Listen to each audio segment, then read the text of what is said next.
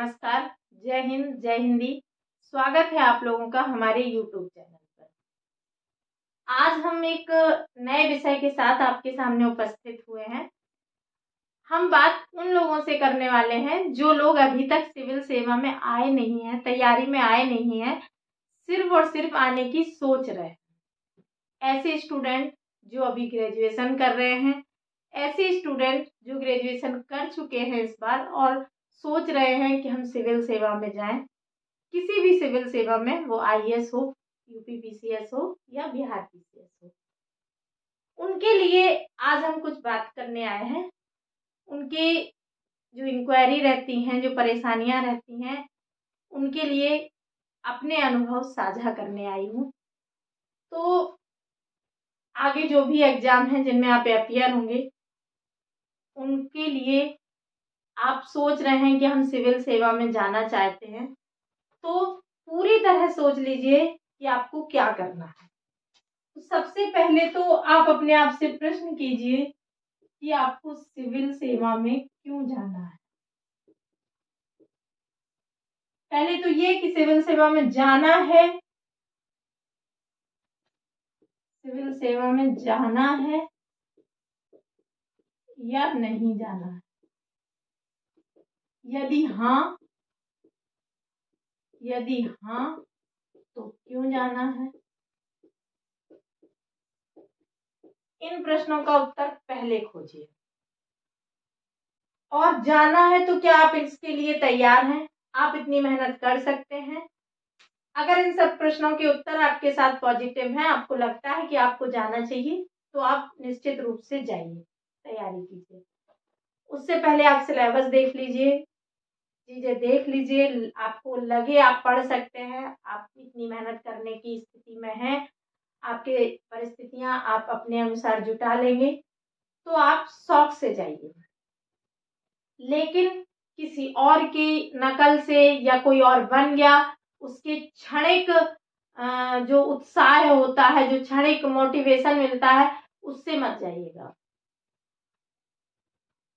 कहा जाता है कि एक शमशान का वैराग्य होता है, शमशान वाला वैराग्य। शमशान वाला वैराग्य जो होता है, वो जैसे कोई व्यक्ति मर जाता है तो वहां जब उसके अंत्येष्टि में या फिर उसके घर उस परिस्थिति में जाते हैं, तो हर कोई यही कहता है और ऐसे लगता है कि सब व्यर्थ है, ये मोह माया है, बेकार है, देखो अभी तक सब कुछ था, चला गया, सब यहीं पड़ा रह गया, सब बेकार है। और ऐसा लगता है कि हम क्यों इतना ऐसे सब कर रहे हैं, कोई मतलब नहीं है, सब बेकार है। लेकिन ये शमशान का वैराग्य है, ये कुछ ही देर रहता है, फिर जैसे ही आप अपनी पूर्व स्थिति में लौटते हैं और आप उसी जीवन को जीने लगते हैं। इसी तरह कोई IAS बना, उसके ढेर इंटरव्यू देखकर, या फिर कोई PCS बना, कोई अधिकारी बना, उसके इंटरव्यू देखकर, या किसी अधिकारी से मिलकर उसका रुतबा देखकर, या कभी आप किसी ऑफिस में काम के लिए लंबी लाइन में लगे, तो उस झुंझलाहट के बाद अगर आपके मन में ये आता है कि आपको तैयारी करना है, तो पहले अच्छे से सोच लीजिएगा, तभी तैयारी की फील्ड में उतरिएगा। अपना कीमती समय बर्बाद मत कीजिएगा। शिव खेड़ा एक मोटिवेशनल राइटर हैं, उन्होंने लिखा है कि किसी पेड़ को काटने में अगर 10 घंटे लगते हैं, तो 9 घंटे अपनी कुल्हाड़ी तेज करने में लगाइए और 1 घंटे में पेड़ को काट गिराइए, बजाय कि 10 घंटे तक ठक ठक ठक ठक पेड़ ही काट रहे हैं। तो पेड़ काटने में मात्र 1 घंटा लगाइए और कुल्हाड़ी तेज करने में आप अपना 9 घंटा लगाइए। तो इसी तरह आप अपनी तैयारी करनी है, इस मूड को बनाने में आप अधिक समय दीजिए। जब मूड बना लीजिए, तो फिर कोई किंतु परंतु नहीं, फिर कोई कभी फिर मन में ये ना आए कि हमें इस फील्ड में नहीं आना था। एक बार अगर आप डिसाइड कर लें, तो आप इस फील्ड में आए और आने के बाद फिर आप कुछ ना सोचें, फिर सोचें यही हमारा जीवन है और इसको हमें करना है। वीडियो को अंत तक देखिएगा, हम बहुत इंपॉर्टेंट टॉपिक पर बात करने वाले हैं। एक तो ये कि आप कैसे आए, और जब आ जाए तो निश्चित कर लें कि हमें ये करना है और पूरा जी जान लगा दें। दूसरी चीज, आप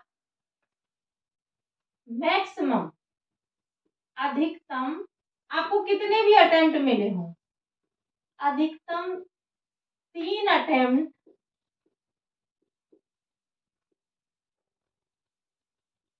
3 अटेम्प्ट का डिसाइड करके आइए कि हम 3 अटेम्प्ट से अधिक अटेम्प्ट नहीं देंगे।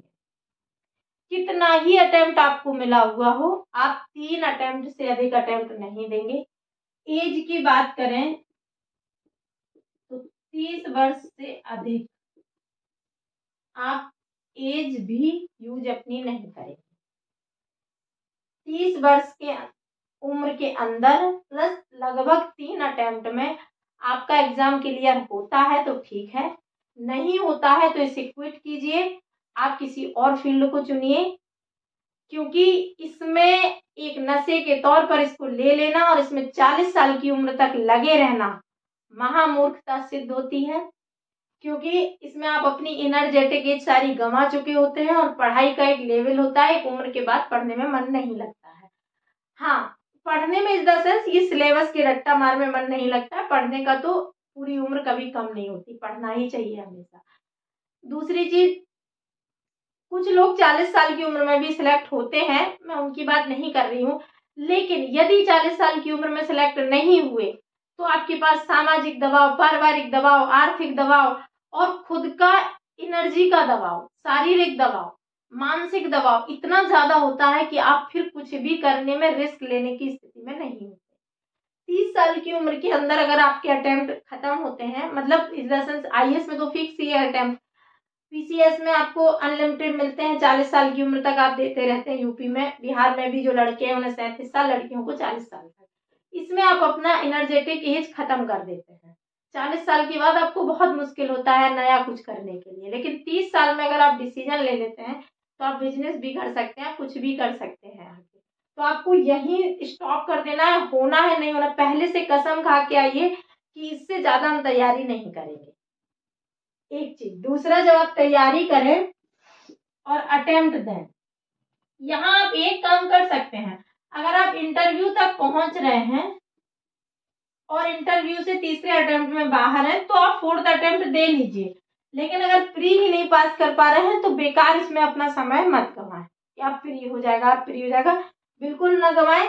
जो लोग तैयारी कर रहे हैं पहले से, वो भी अब डिसाइड कर लें कि हम अब जो तैयारी करेंगे वो इसी आधार पर करेंगे। क्या करना है, एक बार जब एग्जाम दें तो अपनी पूरी ताकत, जितना आप कर सकते हैं, आप पूरी ताकत के साथ एग्जाम दें, पूरी ताकत झोंक दें तैयारी में, जो आप कर सकते हैं अपना फुल एफर्ट लगा के तैयारी करें और एग्जाम दें। एग्जाम में आप पास हो या फेल, ये रिजल्ट का विषय है, लेकिन आपको ये लगना चाहिए कि हम इससे अधिक नहीं कर सकते थे, हम इससे अधिक नहीं कर सकते थे। अगर आपको एग्जाम देते समय या एग्जाम देने के तुरंत बाद ये लगता है कि हमने थोड़ा और किया होता तो हमारा सिलेक्शन हो जाता, तो आप पूरी मेहनत नहीं कर रहे हैं, आप ईमानदार नहीं हैं। इसलिए आप जितना हो सके कर लीजिए। एग्जाम देने के बाद पास फेल होना अलग बात है, सबकी क्षमताएं अलग है, कहीं कहीं किस्मत भी काम करती है, लेकिन हम इससे अधिक नहीं कर सकते, ये वाला भाव आपके अंदर आना चाहिए। और ये आपने कर लिया तो 99.99% तो आप पास ही होंगे। अगर 0.001% आप फेल भी होते हैं तो कम से कम आपको अपने आप पर गिल्ट फील नहीं होगा, अपने आप पर ये नहीं लगेगा कि हम कर सकते थे लेकिन हम नहीं कर पाए। सारे जो भी, हम ये नहीं कह रहे कि आप अपने रिश्ते नाते छोड़ दीजिए आप लोगों से, लेकिन कम से कम इस समय आप लोगों को ये समझाने में सफल हुई कि ये समय हमारा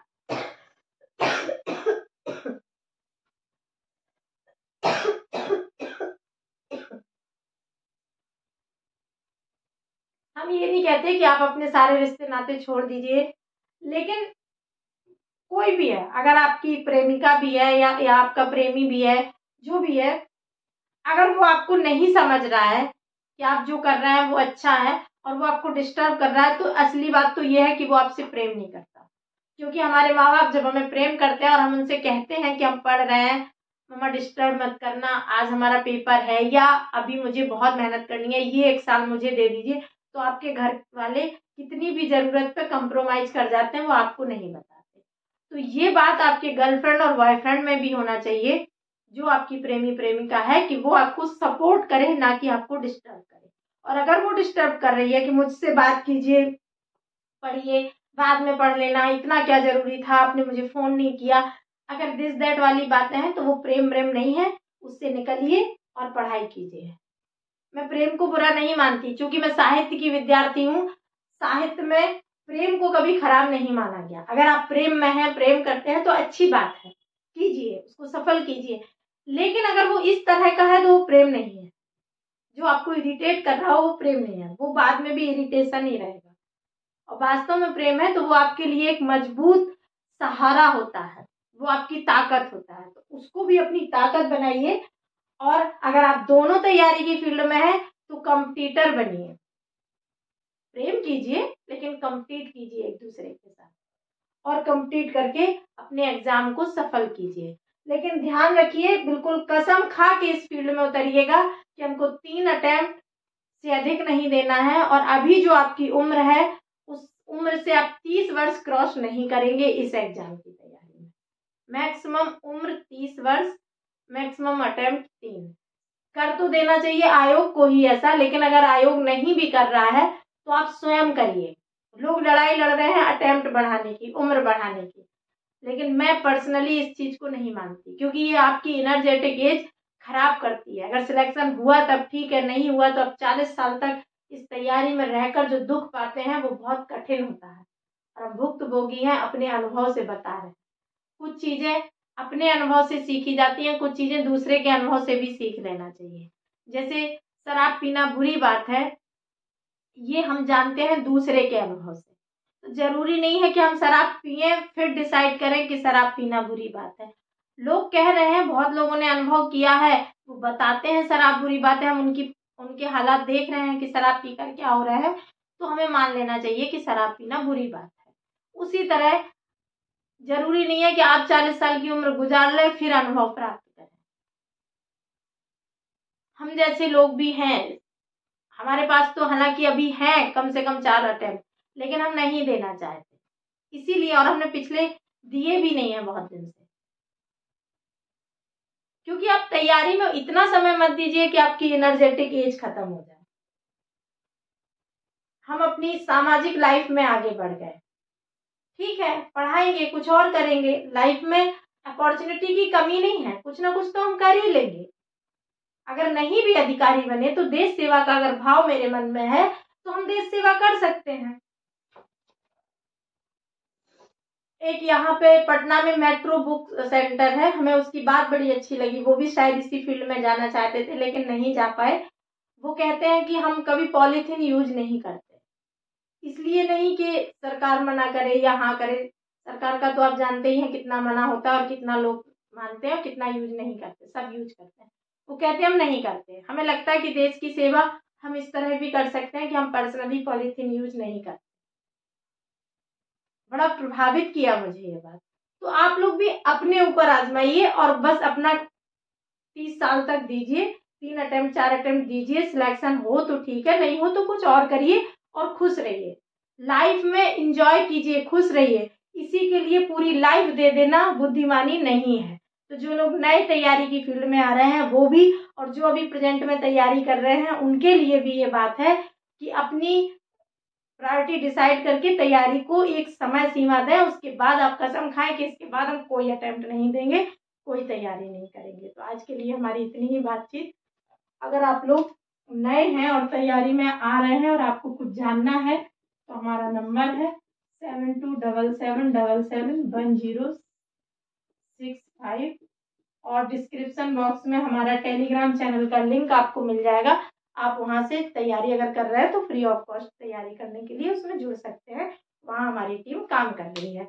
हमारे साथ जुड़े रहने के लिए धन्यवाद।